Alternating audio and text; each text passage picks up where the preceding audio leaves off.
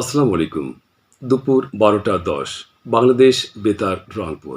স্থানীয় খবরে আমন্ত্রণ জানাচ্ছি একরাম হোসেন এলিজ। জুলাই গণঅভ্যুত্থানের সম্মুখভাগের অকুতোভয় যোদ্ধা ও ইনকলাব মঞ্চের মুখপাত্র শহীদ শরীফ ওসমান হাদিকে গতকাল ঢাকা বিশ্ববিদ্যালয় কেন্দ্রীয় মসজিদ সংলগ্ন জাতীয় কবি কাজী নজরুল ইসলামের কবরের পাশে দাফন করা হয়েছে। এর আগে বাদ-জোহর জাতীয় সংসদ ভবনের দক্ষিণ প্লাজায় শহীদ ওসমান হাদির নামাজে জানাজা অনুষ্ঠিত হয়। প্রধান উপদেষ্টা অধ্যাপক ডক্টর মোহাম্মদ ইউনূস, উপদেষ্টা পরিষদের সদস্যবৃন্দ, বিভিন্ন রাজনৈতিক দলের নেতৃবৃন্দ, বিশিষ্ট ব্যক্তিবর্গ এবং সর্বস্তরের মানুষ জানাজায় অংশ নেন। জানাজা পূর্ব এক সংক্ষিপ্ত বক্তৃতায় প্রধান উপদেষ্টা বলেন, বাংলাদেশ যতদিন থাকবে শরীফ ওসমান হাদি মানুষের হৃদয়ে ততদিন বেঁচে থাকবেন। তিনি বলেন, শরীফ ওসমান হাদি দেশপ্রেমের যে দৃষ্টান্ত দেখিয়ে গেছেন তা সকলকে উদ্বুদ্ধ করবে। এদিকে শহীদ শরীফ ওসমান হাদির মৃত্যুতে দেশে গতকাল একদিনের রাষ্ট্রীয় শোক পালন করা হয়েছে। আজ দুপুরে রাষ্ট্রীয় মর্যাদায় মহান মুক্তিযুদ্ধের ডেপুটি চিফ অব স্টাফ, বীর মুক্তিযোদ্ধা এবং সাবেক বিমান বাহিনী প্রধান air vice marshal A K Khandaker বীর উত্তমের নামাজে জানাজা এবং গার্ড অফ অনার বাংলাদেশ বিমান বাহিনী ঘাঁটি বাসার প্যারেড গ্রাউন্ডে অনুষ্ঠিত হবে। বীর মুক্তিযোদ্ধা এ.কে খন্দকার গতকাল সকালে বার্ধক্যজনিত কারণে ইন্তিকাল করেন। তার মৃত্যুতে রাষ্ট্রপতি মোহাম্মদ শাহাবুদ্দিন এবং প্রধান উপদেষ্টা অধ্যাপক ডক্টর মোহাম্মদ ইউনূস গভীর শোক ও দুঃখ প্রকাশ করেছেন। এদিকে সুদানে জাতিসংঘ শান্তিরক্ষা মিশনে সন্ত্রাসীদের ড্রোন হামলায় নিহত ৬ বাংলাদেশি শান্তিরক্ষীর জানাজা অনুষ্ঠিত হয়েছে। আজ সকাল ৯:৩০টার দিকে ঢাকা সেনানিবাসের কেন্দ্রীয় সেনা মসজিদ প্রাঙ্গণে তাদের নামাজে জানাজা অনুষ্ঠিত হয়।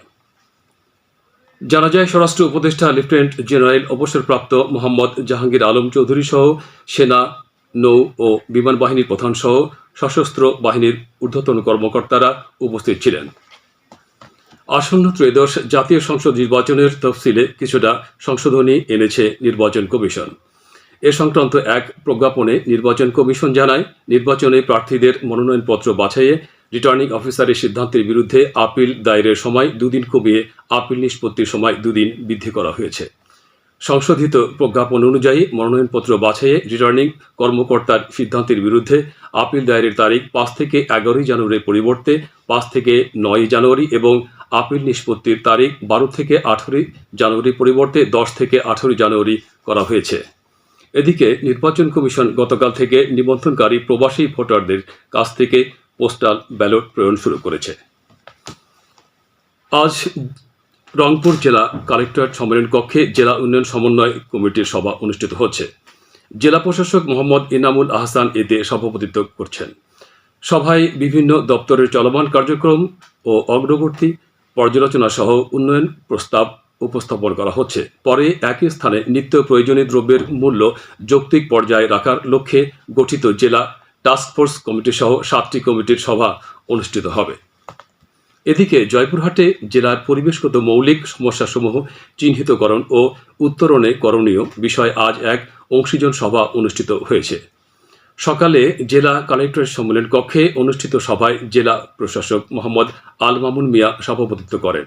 সভায় সরকারি বিধি মোতাবেক প্রাইভেট ক্লিনিক ও ডায়াগনস্টিক সেন্টারের পরিবেশগত ছাড়পত্র দেয়া সহ কোনো আবরণ ছাড়া বালু ও মাটি পরিবহন এবং হাইড্রোলিক হর্ন ব্যবহার বন্ধ করার ব্যাপারে প্রয়োজনীয় সিদ্ধান্ত গ্রহণ করা হয়। লালমনিরহাটের হাতীবান্ধ উপজেলার সীমান্ত এলাকায় গতকাল বিজিবির এক অভিযানে বিপুল পরিমাণ মাদকদ্রব্য উদ্ধার করা হয়েছে। সিঙ্গিমারি বিওপির টহল দল অভিযান পরিচালনা করে পরিত্যক্ত অবস্থায় 588 বোতল বিদেশি এসকাপ সিরাপ, 5 কেজি গাঁজা এবং 32 বোতল ফেন্সিডিল উদ্ধার করে। রংপুর বিভাগে হিমেল হাওয়া ও ঘন কুয়াশাচ্ছন্ন আবহাওয়া আগামী 3 দিন বিরাজ করবে বলে জানিয়েছে রংপুর আবহাওয়া অফিস। দিন ও রাতের তাপমাত্রার ব্যবধান কমায় এ সময় শীত বেশি অনুভূত হবে। রংপুর আবহাওয়া অফিস জানায়, আজ সকাল 6টায় রংপুর বিভাগের সর্বনিম্ন তাপমাত্রা রেকর্ড করা হয়েছে কুড়িগ্রামের রাজারহাটে 12 ডিগ্রি সেলসিয়াস। এছাড়া একই সময়ে লালমনিরহাটে 12.6 ডিগ্রি, রংপুর ও গাইবান্ধায় 13.2 ডিগ্রি সেলসিয়াস সর্বনিম্ন তাপমাত্রা রেকর্ড করা হয়েছে। এদিকে পৌষের শুরুতে এমন কুয়াশাচ্ছন্ন আবহাওয়া আর পশ্চিমা বাতাস জনজীবনে প্রভাব ফেলছে, কাঁপিয়ে দিচ্ছে জনপদ। এতে করে হাসপাতালগুলোতে বাড়ছে শীতজনিত রোগীর সংখ্যা। খেলার খবর ক্রিকেট। কুড়িগ্রামের রৌমারী উপজেলার সিজি জামান সরকারি উচ্চ বিদ্যালয় মাঠে অনুষ্ঠানরত রৌমারী প্রিমিয়ার লিগ ক্রিকেট টুর্নামেন্টের আজ প্রথম সেমিফাইনাল খেলা অনুষ্ঠিত হবে।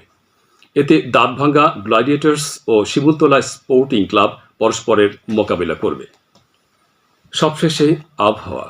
আজ সন্ধ্যে ৬টা পর্যন্ত পূর্বাভাসে বলা হয়েছে দেশের অভ্যন্তরীণ নদীবন্দরগুলোর জন্য কোনো সতর্কবাণী নেই এবং কোনো সংকেতও দেখাতে হবে না। খবর শেষ হলো। আমাদের পরবর্তী স্থানীয় খবর প্রচারিত হবে বেলা ২টা ৫ মিনিটে।